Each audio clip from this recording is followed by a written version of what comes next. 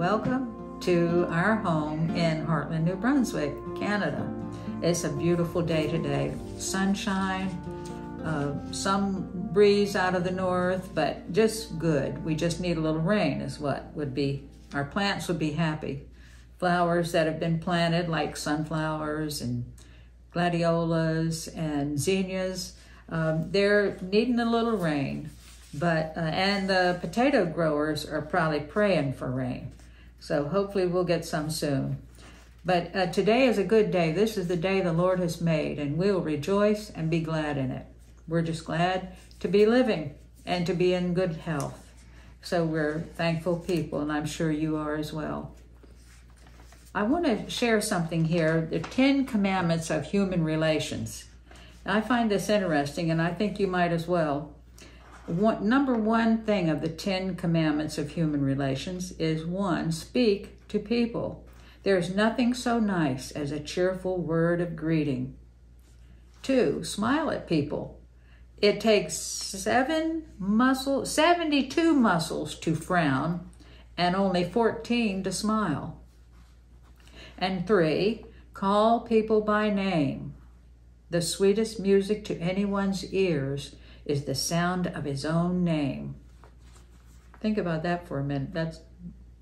It's kind of unusual, but that's what they say. The sweetest music to anyone's ears is the sound of his own name. 4, be friendly and helpful. If you want friends, you must be one. 5, be cordial. Speak and act as if everything you do is a joy to you. 6, be genuinely interested in people. You can like almost anyone if you try. 7, be generous with praise and cautious with criticism. 8, be considerate with the feelings of others. There are usually 3 sides to a controversy: yours, the other fellow's, and the right side. 9, be eager to lend a helping hand. Often, it is appreciated more than you know. What counts most in life is what we do for others. 10, add to this a good sense of humor, a huge dose of patience, and a dash of humility. This combination will open many doors, and the rewards will be enormous. I think those are pretty good things to think on. And then about laughter, where I got this was from a little newspaper clipping, and it showed a man, and he was laughing to beat the band in the picture, and this is what was written beneath it: laugh though you're feeling sadness. Research indicates that laughter does more than just temporarily cheer a person up. Laughter exercises the heart, lungs, and adrenal glands, and stimulates the body's production of natural painkillers. Another tickling discovery: laughter can even help the learning process. Students' attention is increased when humor is interjected into the lessons, a fact which definitely results in a higher degree of learning attention. I like that, laugh though you're feeling sadness. And I've heard of people who will do that. Sometimes they've had a hard day and things haven't been going good, and they could sit and mull it over forever and just go in a deeper pit of sorrow and sadness and whatever. And they've determined, I've heard this one minister say that this is what he would do. He would go to his room and laugh. He would just make himself laugh, and it would work. It would affect him in a good way, and it would change his mood and his thoughts for the better. So I think sometimes maybe we should do that when we find ourselves wanting to go be blue and full of sorrow and remorse, regret, whatever it is that would create that sorrow in us, that we would choose instead to laugh, make it an exercise, and see how it works. I've also heard this is another thing with getting up in the morning. For some people, it's very hard. They will hit the snooze alarm over and over again trying to stay in that bed longer, you know, until finally you could oversleep, period, the end, miss everything. But I've heard that if when you get up in the morning, as soon as you plant your feet on the floor, if you would jump up and say, hip, hip, hooray, what a wonderful day, that it will really help you to start your day right. And so another suggestion is that we make our beds first thing in the morning. So we've accomplished something. We've started our day well. We don't just leave the covers all over the place, the pillow here and yon, because we've got too many other more important things we think to do. But it's kind of good to get in the habit of these certain little things that will help us in our day. And so I think they're good ones. Anyway, you can pick and choose if you like, and hopefully it works for you as well. There is something God and before I get into that, let me tell you something here that I came across about Tom Sawyer that was written by Mark Twain in 1876. And the story is about an orphaned Tom Sawyer. He lives with his Aunt Polly and his half-brother Sidney in the town of St. Petersburg, Missouri.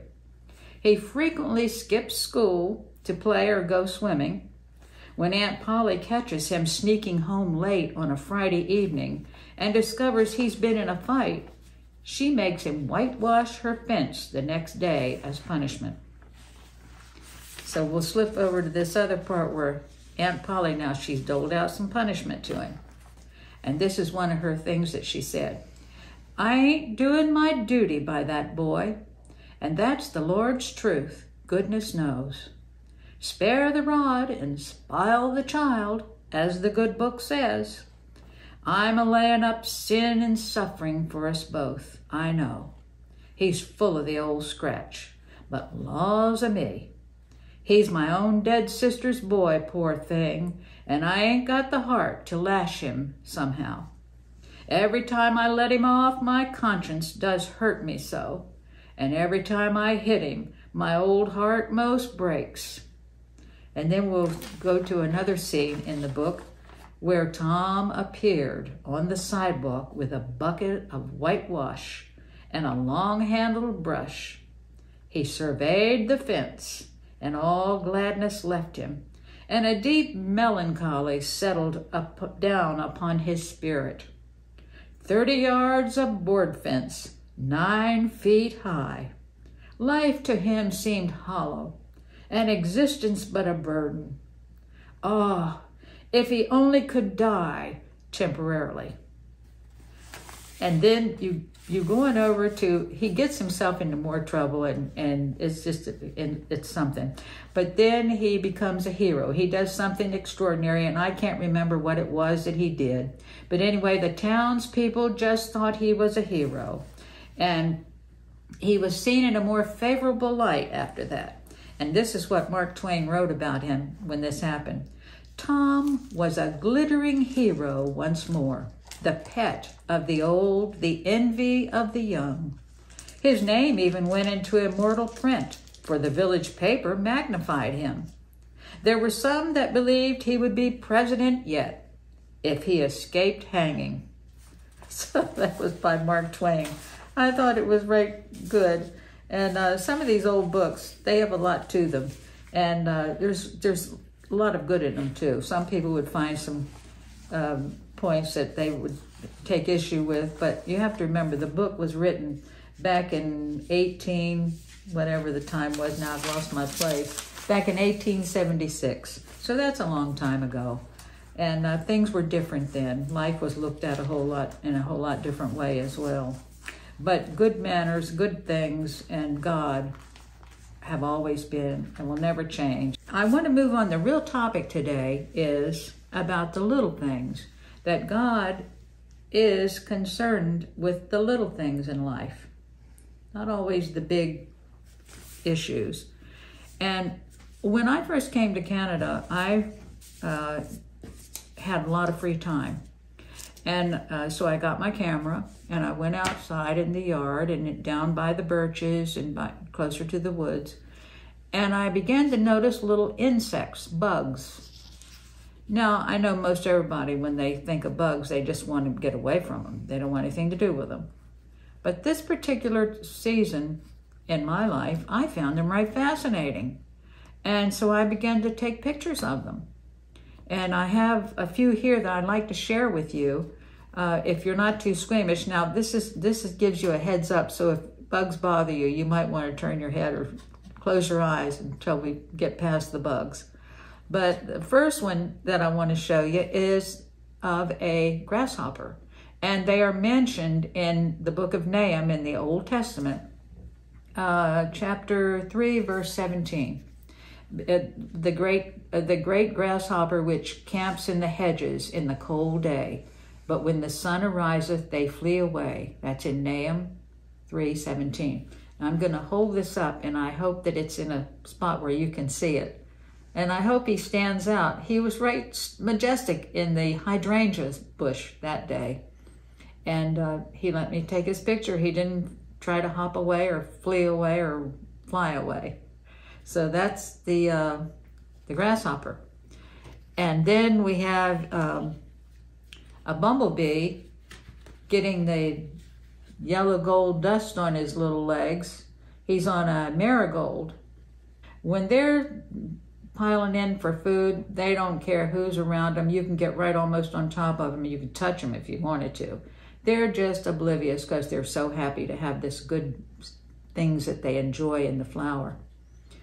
And then another one, I was growing sunflowers, and I was anxious to see if any bud was coming along. So it was still little green leaves, but it wasn't going to be long until the buds would form. And so the stalk was right high. So I had to put my camera up high. I pulled the leaf, what I could, down a little bit to look, and I could see there was a bug there.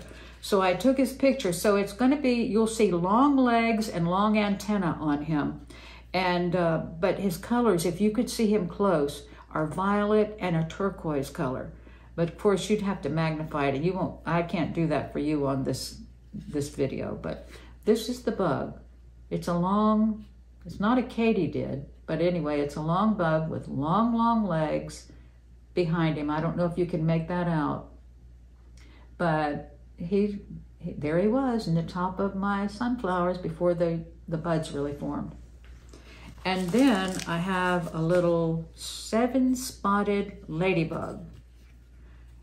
And these are little things that God created. And the designs he gave them are something to see. You really have to get your camera lens, magnify it so that you can see the colors and all. It's quite interesting to see. And I have one more that's hiding on me. Here it is. It's a morning glory. And in the middle of the morning glory, doing a little dance, is a bumblebee. I hope you can see that as well, because she was in there just, enjoying it so much. So these are things that God has created, and he is in the details too, even with the little things.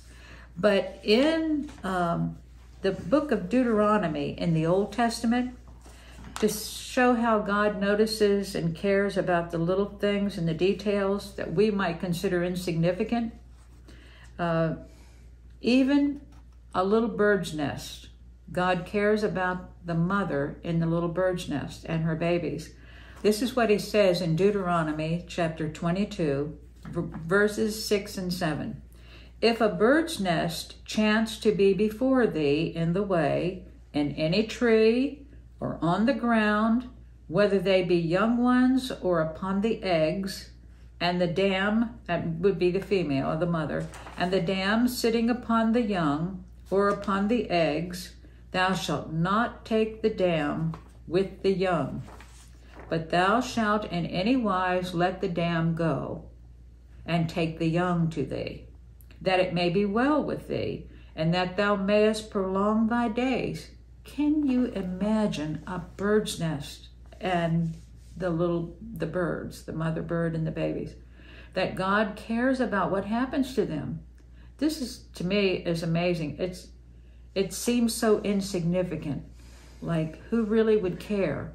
But God cared. enough to make it one of the rules for the Hebrew children back in the Old Testament. And I think this should apply to us today, because we don't just cast away the things in the Old Testament. God had good thoughts there for us. How calmly may we commit ourselves to the hands of Him who bears up the world, of Him who has created and who provides for the joy even of insects or little bugs, as carefully as if He were their father. And a person named Richter wrote that little note, and I thought it was a good one. Just think, He hung the world on nothing. It's just awesome. And Milton said, God, at whose sight all the stars hide their diminished heads. And then in the Revelation 4, verse 11, Thou art worthy, O Lord, to receive glory and honor and power, for Thou hast created all things, and for Thy pleasure they are and were created. God is the Creator. And the interesting thing, back to the bird and the nest and the babies, it had a promise with it. He says, and that it may be well with thee, and that thou mayest prolong thy days. If with that little rule about the bird's nest, and with this one of the 10 commandments about honoring father and mother, it's the same kind of promise at the end. That is really something to think about. That's pretty weighty.